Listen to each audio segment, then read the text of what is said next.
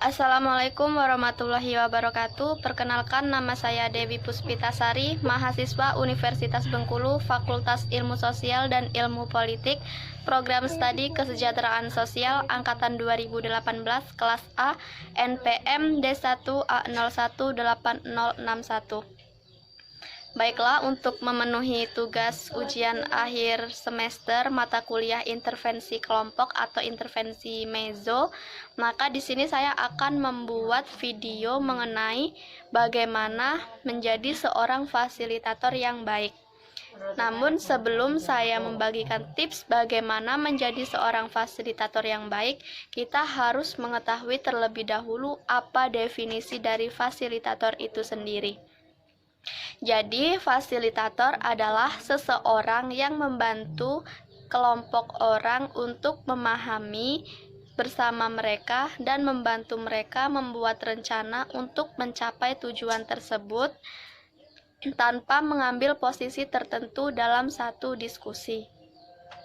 Kemudian ada beberapa tips untuk menjadi seorang fasilitator yang baik. Yang pertama yaitu harus bisa menjaga agar kelompok tersebut fokus dengan tujuan mereka. Jadi saat kita memberikan bimbingan atau pengarahan terhadap suatu kelompok, kita tidak boleh keluar dari pembahasan yang sedang dibahas saat itu, agar anggota kelompok dapat fokus dengan tujuan mereka.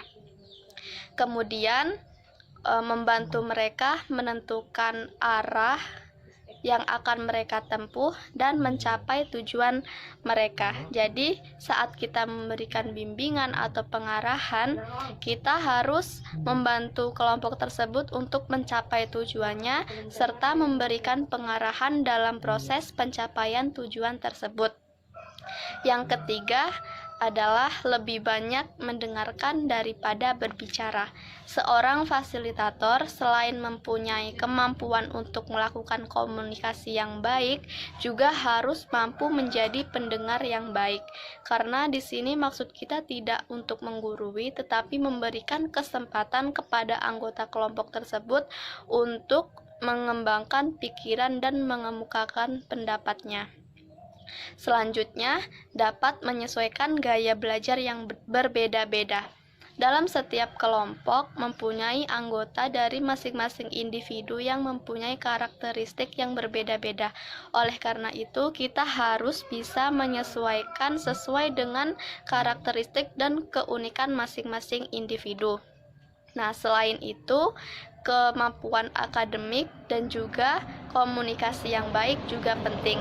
Namun, ada yang tidak kalah pentingnya, yaitu kita harus memperhatikan sikap. Sebagai seorang fasilitator harus mempunyai sikap yang jujur, yang disiplin, dan juga ramah. Nah, selain itu, ada pula sikap-sikap yang harus dimiliki oleh seorang fasilitator, di mana diantaranya yaitu minat. Di sini kita harus membuat anggota kelompok tersebut percaya dan yakin untuk membagikan pikiran-pikirannya kepada kita. Yang kedua adalah empati. Nah, empati ini kita sebagai seorang fasilitator harus mampu menyesuaikan atau meletakkan posisi kita terhadap posisi orang lain dan mampu merasakan apa yang dirasakan oleh orang lain. Selanjutnya yaitu berpandangan positif. Kita sebagai seorang fasilitator juga tidak boleh memberikan stigma atau pandangan yang buruk terhadap anggota kelompok. Dan yang terakhir adalah kepercayaan. Selain percaya terhadap diri kita sendiri, kita juga harus percaya terhadap anggota kelompok tersebut bahwa masing-masing dari mereka mempunyai kemampuan untuk mengembangkan potensi yang ada dalam dirinya, dan juga percaya bahwa kelompok tersebut dapat mencapai tujuannya sendiri. Nah, itulah tadi definisi fasilitator, bagaimana menjadi fasilitator yang baik, dan juga sikap yang harus dimiliki oleh seorang fasilitator. Untuk selanjutnya, saya akan memberikan contoh sekilas tentang bagaimana menjadi seorang fasilitator yang baik. Baiklah, di sini saya akan memberikan contoh bagaimana menjadi seorang fasilitator dalam sebuah kelompok. Di sini saya menjadi fasilitator dan ini adalah anggota kelompok saya. Ada baiknya sebelum melakukan ke materi, kita melakukan perkenalan terlebih dahulu. Baiklah, langsung saja kita mulai. Assalamualaikum warahmatullahi wabarakatuh. Waalaikumsalam. Baik, perkenalkan nama saya Dewi Puspitasari. Di sini saya sebagai fasilitator dalam kelompok ini dengan tema bahaya COVID-19. Sebelum lanjut ke materi, saya persilakan untuk anggota kelompok memperkenalkan dirinya masing-masing. Silakan.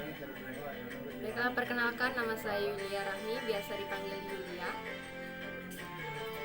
Baiklah, nama saya Bambang Suryawan, biasa dipanggil Bambang. Baiklah, kita lanjut ke materi. Jadi COVID-19 ini merupakan salah satu virus yang berasal dari Wuhan yang penyebarannya begitu pesat. Di Indonesia sendiri sudah ribuan kasus COVID-19 yang terjadi, bahkan COVID-19 ini mampu melumpuhkan perekonomian serta pendidikan di Indonesia. Di sini ada yang tahu apa saja gejala-gejala dari COVID-19? Mungkin dari Bambang bisa menjawab? Bisa. Silakan. Gejalanya flu, batuk, terus sesak napas, terus lagi ya, mungkin demam tinggi, panas gitu ya. Ya, benar sekali. Jadi gejala-gejala dari COVID-19 itu bisa flu, demam, sesak nafas, dan juga batuk-batuk. Jadi apabila sudah merasakan gejala-gejala tersebut, ada baiknya langsung berkonsultasi dengan tenaga medis atau tenaga kesehatan. Dan ada cara untuk mencegah penyebaran mata rantai penyebaran virus COVID-19 ini. Mungkin ada yang bisa menjelaskan bagaimana caranya? Ya, mungkin dengan kita mencuci tangan sebelum masuk rumah atau setelah melakukan aktivitas. Dan untuk melakukan aktivitas di luar rumah sebaiknya di stop dulu dan kita tetap diam di rumah aja.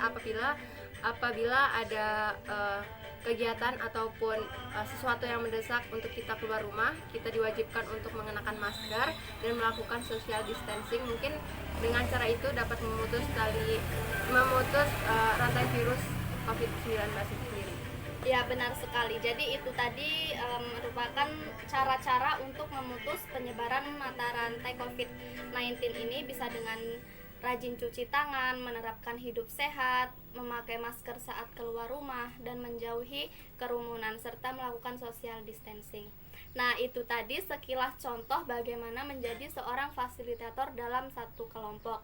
Yang sudah saya jelaskan yaitu mengenai definisi fasilitator, bagaimana tips menjadi fasilitator yang baik, dan sikap yang harus dimiliki oleh seorang fasilitator. Semoga bermanfaat. Terima kasih. Wassalamualaikum warahmatullahi wabarakatuh. Waalaikumsalam.